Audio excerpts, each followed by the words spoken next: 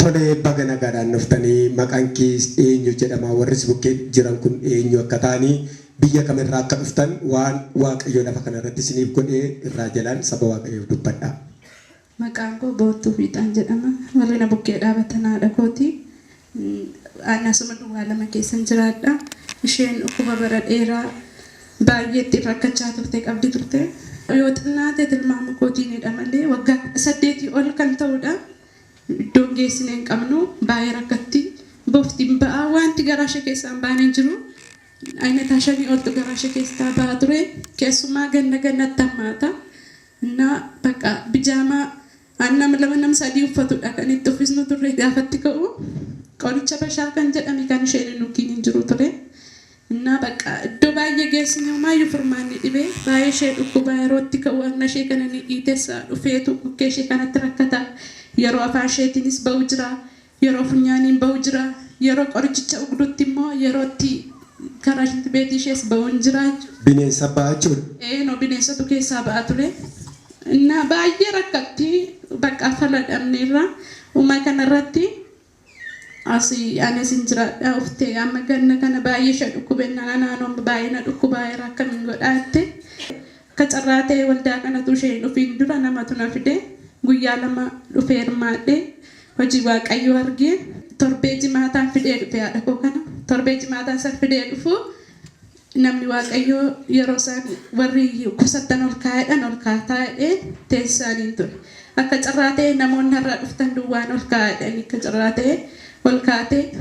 isaan booddee raajii maan dhufaniitu garaa keessan kun irra maasiin ta'ee jedhanii gaafa isaan dubbatan bakka dhugaa waan hin jedhu wallaale maaliif baay'ee dhibbatti isuma dhuftee roobiirra dhuftee roobii fi kamisa akkasittiin taa'an bule bakka mucaa baay'ee ishee faana abbaa manaa kun bukkeen jiru na achumaan dhuftee na buddeen nyaattu bishaan immoo sirumayyuu nugdu bishaan hin dhugiini wanta lallaafaa ta'e hin dhugiini araqee wanta farsoo dhangaggaa yoo ta'e malee waan lallaafaa yoo dhugdee sitti kaa'aniiru waan ta'eef qoricha maseensoo kennineef malee immoo haadhisaa yoo bahe hin duuti haadhisaa achumatti yoo maseene malee akka inni maseenuuf immoo qoricha kana dhugdee kaate buddeen ishee nyaattu wanta xaafii duwwaa kan boqqolloon keessan buune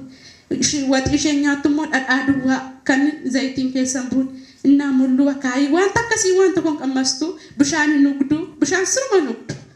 asitti dhugdee gaaficha raajiin irratti kadhataniif kennaniif malee bishaan siruma nugdu innaa bishaan oobdi ufee asheetti rakkata olma qiyaa fiiga waan ta'eef innaa waggaa hamma kan akkasitti rakkatte gaafa dhufanisti kadhatanii fi ciccitee bahe ciccitee amma kanaa gaa gurqurtamee bahe biyyatti hafee malee immoo inni kanaan dura ishee keessaa ba'e sun bakka jira ture suurri isaa booftiin ba'a wanti hin baane hin jiru ayinataa 5tu keessaa ba'a waggaa amma kun keessaa ba'a ture amma qab jedhee irraa dhaabbate guyyaa lamaan sana erga kukkutee akka mooraatti garaa ishee keessaa ba'ee booda bakka fayyaa ishee taate bishaan nugdi buddeen nyaatti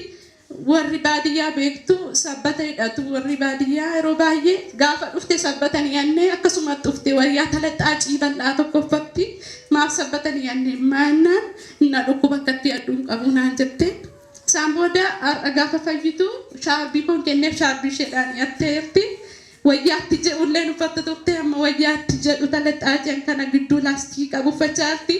sabni kan argitan waaqayyoon hoggaa ilillee galatammayyuu gooftaadhaaf dabalaa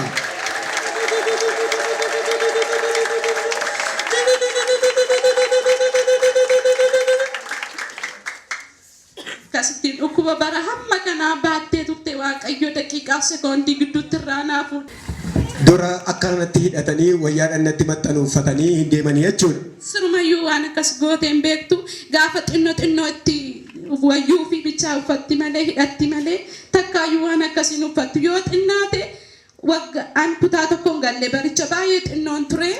anaaf ishee fidha wanti itti kenname akka carraa ta'e ijoolleen biraan waamanii naanna yaadadha xinnoo ta'e ergasii baradhee kutaa 12 xumuree eebbifamee gaa'ela dhaabbadhe amma kana guutuu rakkachaa turte waaqayyo garuu daqiiqaa amma kana libsuu ijaatti isa nama Mee sabni waaqayyo miilla keessaniin dhaabadhaati gooftaadhaaf ilillee galata dabala. Hundinnaa taammayyuu gooftaadhaaf ilillee galata dabala.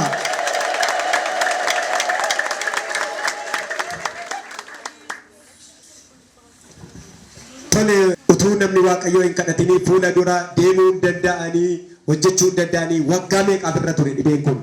Akka tilmaama kootti malee 18 ol ani kutaa tokkoyyuu hin galle baay'ee daa'imman ture ergasii baradhee eebbifamee gaa'ela dhaabbadhee mucaa godhadhee amma kana guutuu baay'ee rakkachaa turte jechuudha. Tilmaama isaa yoo wallaaleeyyuu 18 waliin jedhe malee otoo biyya dawwalee gaafa obboloota koo beekuu danda'u waggaa 18 ol ta'a jechuudha. Tole mammaa mee gocha waaqayyoo akka kanatti isiniif godheef maaltu isinitti dhaga'ama? Galanni saafaa ta'u gooftaa koof kunoorra. Akka nama wayyaa uffadhee kan nama bishaan dhugee kan nama midhaan nyaadhee midhaan ija kootiin ilaalee midhaan abbalaa bishaan ija kootiin ilaalee bishaan abbalaa nama faana dubbachuun abbalaa kottee fuudhee deemuun abbalaa galanni kiristoosiif haa ta'u kunoorra ammoo wayyaa uffadhee kan iyyaa gosa basaran nyaadhee bulti lama idduutti galanni saafii haa ta'u ji'a gooftaa koo. Ilillee galata dabala ammayyuu gooftaadhaafi. Waggaa 18 guutuu utuu beeloftanii nyaattanii utuu dheebottanii hin dhuddanii amma erga namni waaqayyo isinii kadhate waan kanaan dura lagataa turtan hundumaa nyaattanii dhuddanii jechuudha. Galanni saafaa ta'u deemna nyaadhee gabaadii xiyaadhee bishaan na dhugee budduuqsa galanni guddaan saafaa ta'u ammas gooftaa koof galanni haa ta'u. Mee sabni waaqayyo harganiitii fuula saba waaqayyo dura olii gadi deemaa agarsiisa. Sabni waaqayyo harka keessa walitti buusaaf ililleef galata gooftaaf dabala. Gooftaan isin eebbisu mee waaqayyo akka kanatti dhibee waggaa 18 guutuu isin qoraa ture lafa kanatti yookaas waddaa kanatti waaqayyo irraa isin fure mee dhaamsa qabda yoo qabaattan saba kanaaf. Kan ba'aa akka keenya baattanii bara baay'ee rakkattan koottaa fayyaa isa fayyitaniif immoo waaqayyo isa guddaa kanaaf galata isaa dhiyeessaa koottaa saba waaqayyo fuulduratti baattanii hin taa'inaa isiniin jedha waaqayyo sinaa eebbisu. Gooftaan isin eebbisu isa isin gargaare gooftaa keessan biraan hafina noora sabni waaqayyo ammayyuu harka keessa walitti buusaa ililleef galata gooftaa dabala.